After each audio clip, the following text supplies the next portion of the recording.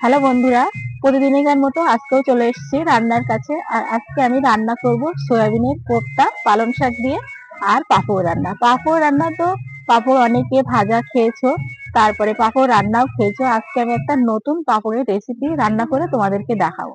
তাহলে ভিডিওটা প্রথম থেকে শেষ পর্যন্ত দেখতে থাকো, কেউ কোথাও যাবে না। পাঁপড়ের পুরটা বানানোর জন্য কড়াইতে দিয়ে দিচ্ছি পানি। এটা ধুয়ে নিয়েছি, এবার সিদ্ধ করে নেব। ওইদিকে তাই আলুটা সিদ্ধ হোক, পালং শাকটা পরিষ্কার করে ছোট ছোট করে কেটে নেব।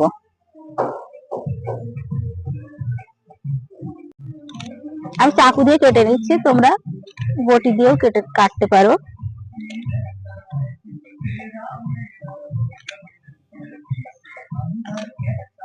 ছোট ছোট করে কেটে নিয়েছি, এবার ধুয়ে নেব। পানিতে ভালো করে 2-3 বার ধুয়ে নেব। এখানে সয়াবিনটা আগে থেকে ভিজিয়ে নিয়েছি, সয়াবিনটা দেখো কত সুন্দর ফুলে গেছে। এবার পানিটা ভালো করে ঝরিয়ে নেব। এরকম করলে একদম সয়াবিন থেকে পানিগুলো বেরিয়ে আসবে। নিয়ে আসবো, তোমরা চাইলে শিলে কিংবা মিক্সারেও বাটতে পারো।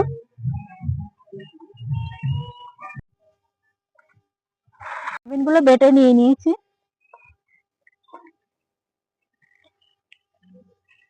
এবার সয়াবিনের কোফতার জন্য পেঁয়াজ কুচি, লঙ্কা কুচি, লঙ্কা গুঁড়ো গুঁড়ো, রসুন, আর এই লবণ খুব ভালো করে একসঙ্গে মিশিয়ে নেব। এখানে একটা ডিম নিয়েছি, ডিমটাও ভেঙে দেবো। আমি মুরগির ডিম নিয়েছি, বাড়িতে আমার দেশি মুরগির ডিম ছিল, সেটাই নিয়েছি। তোমরা চাইলে দোকান থেকেও ডিম নিতে পারো। এবারে এরকম গোল গোল করে নেব।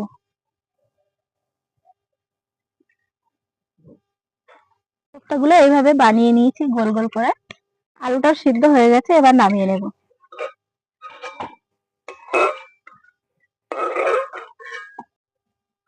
এবার পালং শাকগুলো সিদ্ধ করে নেব। কড়াইতে দিয়ে দিচ্ছি পানি, হালকা একটু ভাপিয়ে নেব। আলুর খোসাগুলো একটু ছাড়িয়ে নিচ্ছি। আলুর খোসা আমি ছাড়িয়ে নিয়েছি, এবার হাত দিয়ে ভেঙে ভেঙে দেব। একটা হাত দিয়ে ভেঙে নিচ্ছি। পালং শাক সিদ্ধ হয়ে গেছে, এবার নামিয়ে নেব।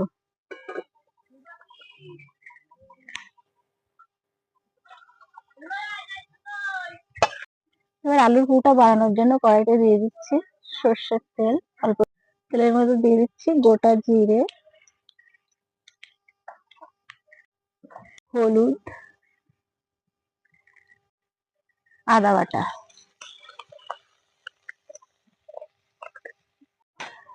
এবার আলুগুলো দিয়ে দেবো।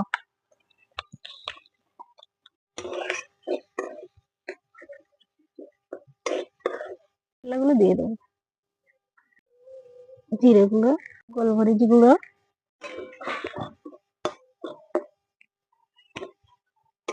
এবার ধনে পাতা দিয়ে নামিয়ে নেব।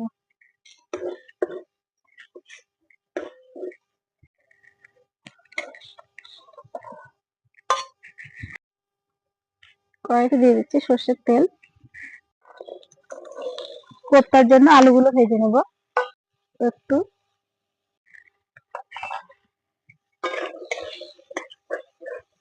এবার পাঁপড় রান্নার জন্য নিয়ে নিয়েছি এরকম প্লেন পাঁপড়, মশলা পাঁপড় নিলে কিন্তু হবে না।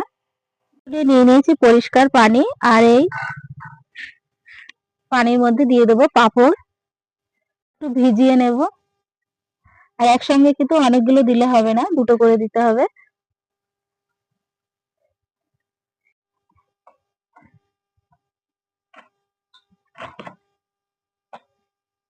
এবারে পাঁপড়ের মাঝখানটায় পুরটা চৌকো শেপে দিয়ে দিতে হবে।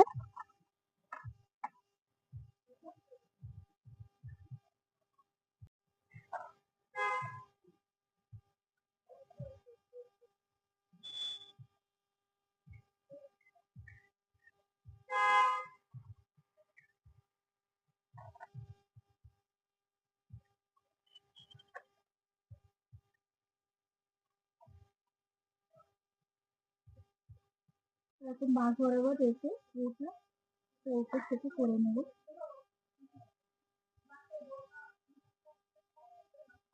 এদিক থেকে এরকম সমান করে এদিক থেকে নেড়ে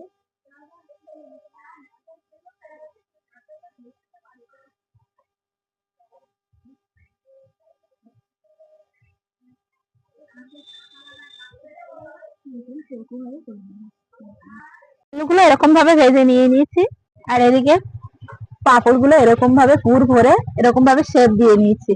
এতে দিয়ে দিচ্ছি অল্প একটু তেল, আর তেলও অল্প দিতে হবে, আঁচটাও কম রাখতে হবে।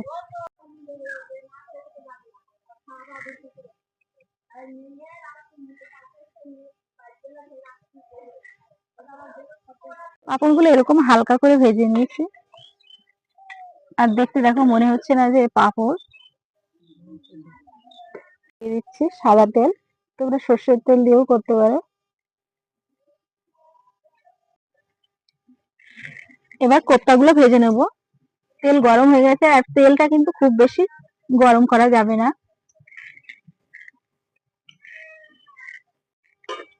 কোপ্তাগুলো লাল লাল করে ভেজে নিতে হবে, আর উপর থেকে একটু এরকম গরম তেল দিতে হবে। লাল লাল করে এইভাবে ভেজে নিয়েছি। কড়াইতে দিয়ে দিচ্ছি সর্ষের তেল, পেঁয়াজ কুচি,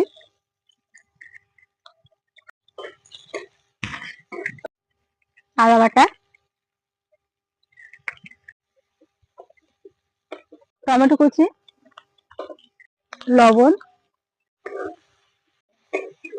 টমেটোটা একটু গলিয়ে নিয়ে নিয়েছি। এবার এর মধ্যে গুঁড়ো মশলা দেব। গুঁড়ো,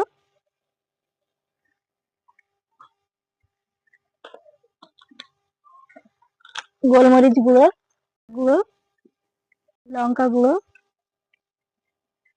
পানি দেব, দিয়ে মশলাটাকে একটু কষিয়ে নেব।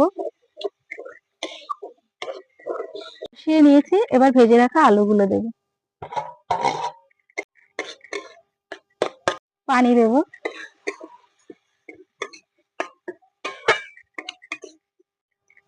এবার দেবো একটু ঝোল, স্বাদ অনুযায়ী লবণ দিয়েছিলাম, এর জন্য এখন একটু পরিমাণ বুঝেই দিতে হবে। এবার ভেজে রাখা কোপ্তাগুলো দিয়ে দিচ্ছি, আর কোপ্তা দিয়ে কিন্তু বেশিক্ষণ রাখা যাবে না।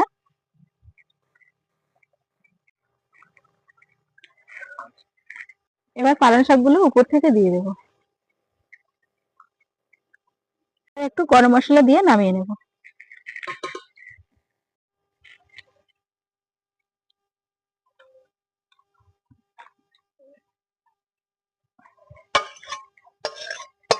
সয়াবিনের কোপ্তা রেডি, আর খেতে খুবই অসাধারণ এই রেসিপিটা। আর দেখতে দেখো কত সুন্দর লাগছে, বাড়িতে একবার হলেও ট্রাই করো।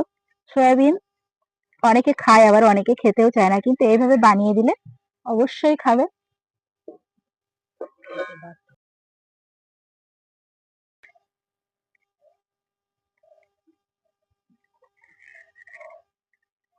পাঁপড় রান্নার জন্য কড়াইতে দিয়ে দিচ্ছি সর্ষের তেল, দিয়ে দিচ্ছি গোটা জিরে, শুকনো লঙ্কা, টমেটো কুচি, একটু লবণ। তেলের মধ্যে গুঁড়ো মশলা দিলে পুড়ে যাওয়ার চান্স থাকে, এর জন্য একটা গুঁড়ো মশলা দিয়ে পেস্ট বানিয়ে নেব। এবার একটা বাটিতে নিয়ে নিচ্ছি লঙ্কা গুঁড়ো,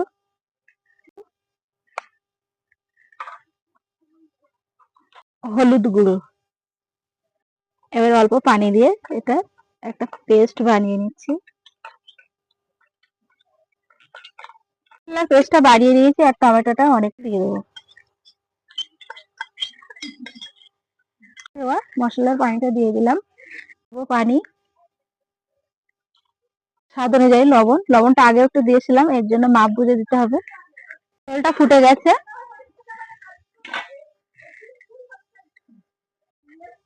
পাঁপড় গুলো দিয়ে দেবো।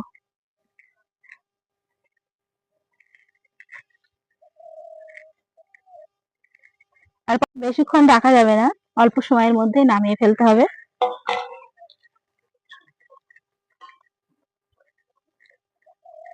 উপর থেকে ধনেপাতা দিয়ে নামিয়ে নেব।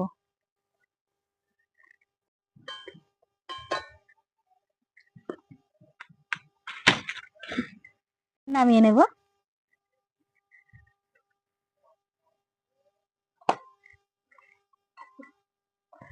আর পাঁপড় রান্না খেতে খুবই অসাধারণ। এইরকম দুটো রেসিপি থাকলে মাছ মাংস কিছুই লাগবে না।